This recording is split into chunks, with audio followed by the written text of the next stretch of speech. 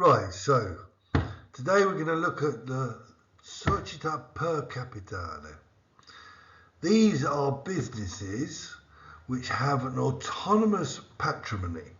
So the people who invest in them can keep their patrimony safe. They've got responsabilità limitata. So they've got limited liability. This means that only what they confer into the business can be at risk of losing. It also means that these businesses have a personal judicial personality where they can act in law. They've got rights, they've got duties, they can make contracts in the name of the business. This is a very good option for investors that want to build big companies, because obviously if you've got a huge company, then you're risking more. So if you've got responsabilità limitata, it's only what you've put into the business that's at risk. Your personal fortune isn't at risk. Now, one type of società per capitale, so one type is società per azione, and like the name says, this is a business full of shares. There's Article 2325, which says nella società per azione per le obblighi sociali, which is the debt, risponde soltanto la società con il suo patrimonio. So only the business responds to the debts. Le quote di partecipazione dei soci sono rappresentate da azioni. So this is the part which the partners own is represented by shares. Shares are different from la quota. Shares are equal. First, they're equal. They're all worth the same. And second, they're proprietà mobile, so they can be sold on the stock market.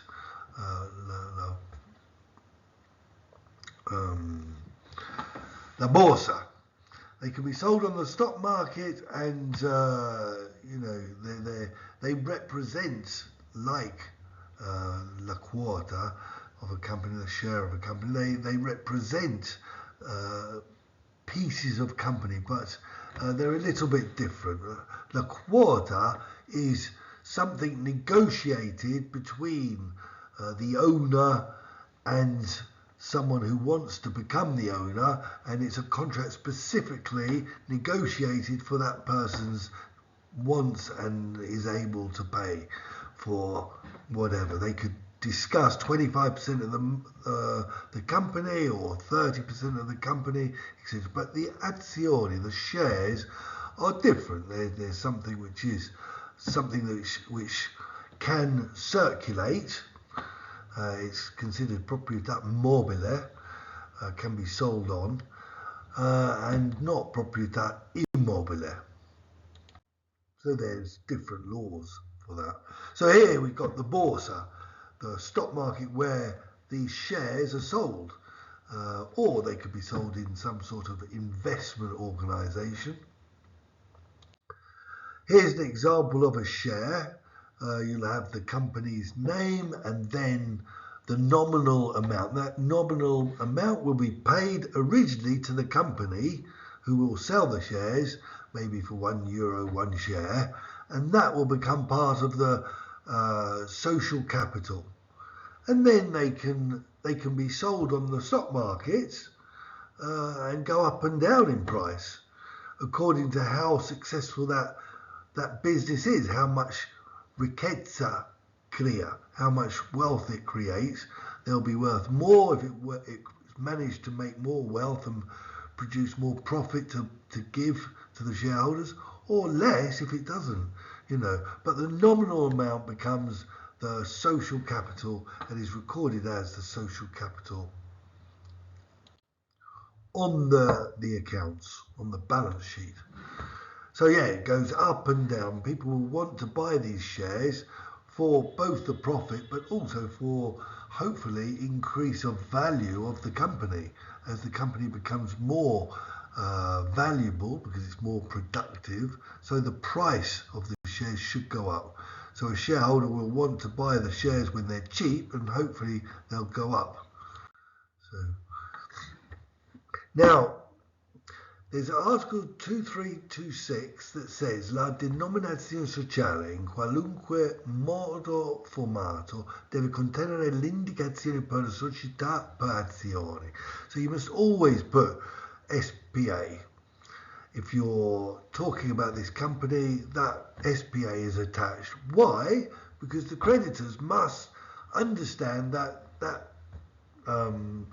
business has got limited liability. There's only what's there, written there in the registry office, Registro delle Imprese, in the social capital, and you can't, if someone owns a few shares, you can't go after their personal capital. So then they'll decide whether to give credit or not, but they need to know what type of company it is. And so if that was hidden, maybe they make a mistake thinking a rich person owns part of the company, it should be safe, but it's not. Okay, and then we've got Article 2327, which says la società per azioni deve costituirsi con un capitale non inferiore a 200 milioni. Now this or 120,000 euro. This changes obviously with inflation and with different laws and regulation. It changes, so we can't guarantee this amount always, but this was the law, so it was 120,000 when I wrote this, and that 120,000 is the minimum of social capital there should be in the business. If, for example, the business needs money to do anything, and they sell or they reduce the social capital to pay some shareholders or something, then if that goes under 120,000, that changes the company. It's no longer a società per azioni, and that will be very important because when it's a società per azioni, it needs a collegio sindicale, which verifies that, judges that the accounts and all the rules and the national tax laws and everything are being kept to, and there's nothing underhand happening, nothing corrupt. So they need to employ a collegio sindicale, but under 120,000 it becomes in fact a società responsabilità limitata, in which you only have the administrators and the assembly of owners. You don't need at all a collegio sindicale. So it does change the nature, and also in a società di responsabilità limitata, that it's possible for the shareholders to be administrators, to do acts of administration and to run the company, but it's a small company. In a big company, if it's got more than 120,000 capital in it, then any shareholders which take part in the administration of the company will be exposed to responsabilità illimitata, because they have more power, they're making decisions, so they must be responsible for the consequences of those decisions. And so suddenly they will find the creditors can come after them and their personal patrimony. So that's very important, this limit, 120,000 euro. and it's very important in a società per azione. There's the administration, which has the executive power. There's the assembly of soci, all the azionisti. They have the legislative power, and then you've got the collegio sindicale with the judicial power, and those are kept very separate. If any shareholders do put pressure on the administrators and do influence the administration, cade il beneficio della responsabilità limitata, so they become responsible for all the debts. So they have to be very careful in this type of company. Normally it's very, very big companies, for example like Fiat, even though Fiat started as something else, but now, you know, these big, enormous multinationals normally are società per azioni.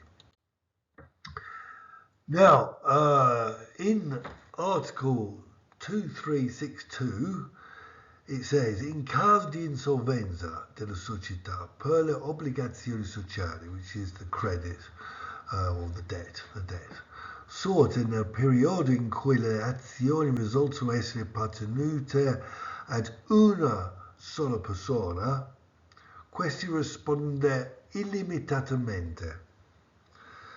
Okay, so anybody who is the only shareholder in an SPA will have to be responsible for all the debts. Suddenly he's got responsabilità illimitata.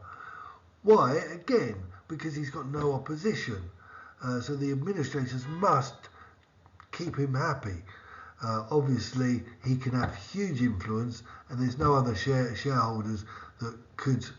So he has this despotic power that needs full responsibility for the consequences. Again, it's about power and responsibility. The more power you have, the more you are responsible for consequences of that power. So that's something that anyone with shares must acknowledge and be wary of. Okay, so then you have a different type of SPA, which is società commandita per azioni. Here we see that it's a SPA modified with presence of shareholders that can actually take part in the administration, but they have unlimited responsibility. So, for example, maybe they are human resource director. A human resource director which has shares in the business and operates as an administrator, he will have unlimited responsibility. So he will have to be very careful and be sure that the company does well. And they're called soci accomandatari.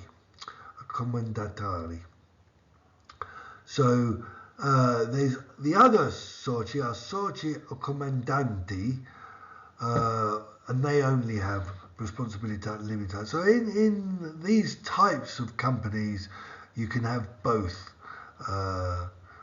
responsabilità for some, limitata, and responsabilità illimitata for others.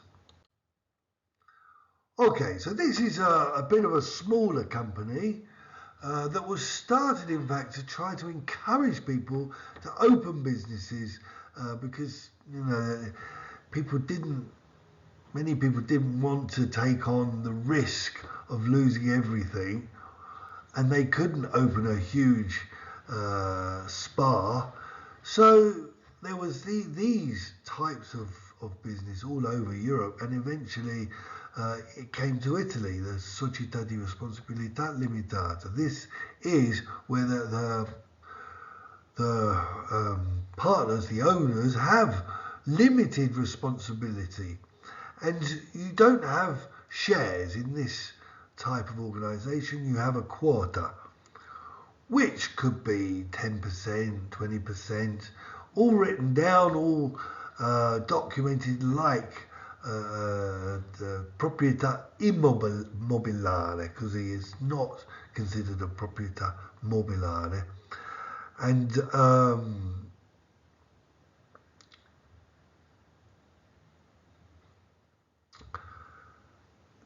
yeah, so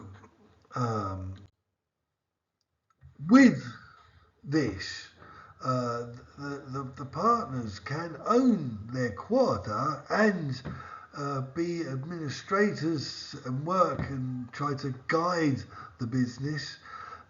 They can have amministrazione disgiuntamente or congiuntamente. Disgiuntamente means that the administration, the partners, the administrators can make decisions without consulting the other partners. Congiuntamente means they must all be consulted, and then obviously a democratic vote must decide really what happens, unless it's something to do with, you know, the founding documents, and that's got to be unanimity. But if it's just some decision like changing supplier or something, which is not a kind of founding constitution, it's not part of the constitution of a company, that can be just majority. If there's no writing, if nothing's written down, it's automatically disgiuntamente. Okay, so automatically they can make these big decisions without consulting anyone. Okay, so if the social capital, so that money, that value circulating the business, becomes more than the minimum for a SPA, it must have a collegio sindicale. So that really, you know, it needs to become like a SPA, and that changes. Capitale sociale non meno di 10.000 euro. So this, like I said, the amounts can change, but there is a minimum of capitale sociale, and then you have a maximum also when you have to become a SPA rather than a società responsabilità limitata. Okay, it's also possible to issue debt, obligations from this, because if they are underwritten by qualified investors like banks or professional investors, etc., those that with professionally recognised certification, they can issue the debt, and then they sell the debt. But then when they sell the debt, they have to guarantee that debt. They will have to pay it if you can't. If the SRL can't pay it, they will. And obviously, in that case, they will have something which guarantees for them. Maybe they tie it to the building or a machine or something like that. But it's a possible, you know, means of finance for the società responsabilità limitata to borrow money. Okay, so